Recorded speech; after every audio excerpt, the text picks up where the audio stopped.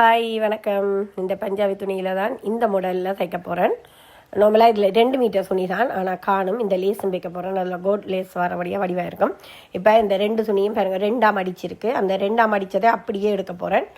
கீழே உள்ளது நீள சேப்புக்கும் மேல் பக்கத்தால் கட் பண்ணி எடுக்க போகிறேன். ஏன்டா இது இந்த நெஞ்சு பக்கத்தில் இருந்து தான் அளவு எடுத்துட்டு திருப்பி மேலுக்கு ஒரு துண்டு வெட்ட போகிறோம். அப்போ கீழ் நீளத்தை இந்த நெஞ்சடியிலிருந்து பார்க்குறேன். அப்போ அதுக்குரிய அளவை கீழ் இதாக எடுத்துட்டு இப்படியே கட் பண்ணி எடுக்கிறேன். இப்போ இந்த கீழ் துண்டில் இந்த சைட் பக்கம் முடிவு பக்கத்தில் கொஞ்சம் சாயலாக கொஞ்சமாக விட்டுருவேன். ஏன்னா அந்த சல்வாரில் ஜாயின் பண்ணி கொண்டு வரைக்கும் அந்த ஷேப்பில் தான் அது இதாக இருக்கும். அப்புறம் தைக்க ஃபுல்லாக காட்ட விளாங்கும் உங்களுக்கு. இப்போ இந்த துணியில் தான் கையும் எடுக்கணும், மேல் பக்க துணியும் எடுக்கணும் ப்ளவுஸுண்ட. அப்போ நான் 2ஆம் அடித்து நல்லா கணக்காக பார்த்து எடுக்கிறேன். நீங்கள் 2.5 மீட்டர் துணி வேணாவும் ஓகேயா இருக்கும். இது கொஞ்சம் வீதியான துணி என்றபடியாக இப்போ பாருங்கள், இது இந்த ரக்கம் எனக்கு இடுப்படி மட்டும் வரும். ஆனால் அதுக்கு முன்னே பிறகு அந்த நெஞ்சடியில் ஒரு டிசைனும் வருகுது. ஆனால் 2 சுண்டையும் நான் சேர்த்து எடுத்துக்கொள்கிறேன். இது கைக்கு வரப்போகுது. 2 சுண்டையும் சேர்த்து எடுத்துட்டு அதுக்கு பிறகு பாருங்க, இந்த ஷேப்பில் தான் இப்போ முன்பக்கம் வெட்ட போகிறோம். பின்பக்கத்தை தனியாக எடுத்து வச்சுட்டு இப்போ முன்பக்கம் இந்த சாயலாக எடுத்துட்டு இப்போ கழுத்தை வெட்டுறேன். ஓகே, கழுத்தை கொஞ்சம் தோண்டியே வெட்டுறேன். ஆக இது டீப்மாக இருக்குது, ஆனால் அளவாக இருக்கும். பாருங்கள், விரித்து காட்டுறேன், அளவாக இருக்கும். இப்போ நெஞ்சு பக்கம் இப்படி ஒரு டிசைன்லாம் வரும். ஆக மேலே ஏற்றாமல் அளவாக எடுத்துருங்கோ. இது பின்பக்கம் முதுகு, பின்பக்கத்தில் நேராகவே வரும். இதில் ஜாயின் பண்ணுற மாதிரி வரப்போகுது. இப்போ கை நீளக்கை தான் வைக்க போகிறேன். ஆனால் கமக்கட்டை கடைக்கு காணாமல் வரப்போகுது, அக்கல் பக்கம் காணாமல் வரப்போகுது.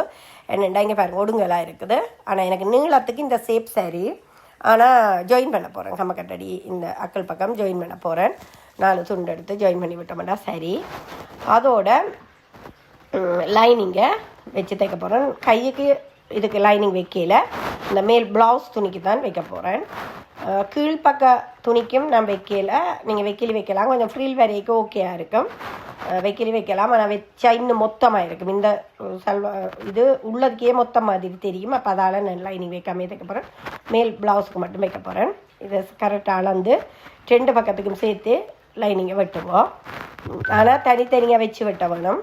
ஏண்டா 2 டிசைனும் வேறு எல்லோ. அப்போ நீங்கள் சேர்த்து வெட்டினாலும் அப்புறம் தனித்தனியை தான் கட் பண்ணி எடுக்கணும். இப்போ நான் சதுரமாக அதின் அளவுக்கு கட் பண்ணி எடுக்கிறேன். எடுத்துகிட்டு இப்போ மேலால் இதண்டுட்டு கீழ்ப்பக்க துணியை தனியாக எடுத்துடுறேன். இப்போ மேல் பக்க துணியை மட்டும் வெட்டுறேன், முன்பக்க துணியை மட்டும் வெட்டுறேன். இனி பின்பக்கத்துக்கு தனியாக வச்சு வெட்டுறேன். இப்போ ஹரத்தடி இதெல்லாம் வெட்டியாச்சு பாருங்க. சரி, அதுக்கு பிறகு இப்போ பின்பக்கத்துக்கு அதை தனியாகவே வச்சு வெட்டுவோம். என்ன டிசைன் பின்பக்க டிசைன் வித்தியாசம் பண்ணுறபடியாக. ஓகே, இவ்வளவு தான் குயிக்காக வெட்டியாச்சு. நாளைக்கு தான் தைக்கிற வீடியோ போடுவேன்.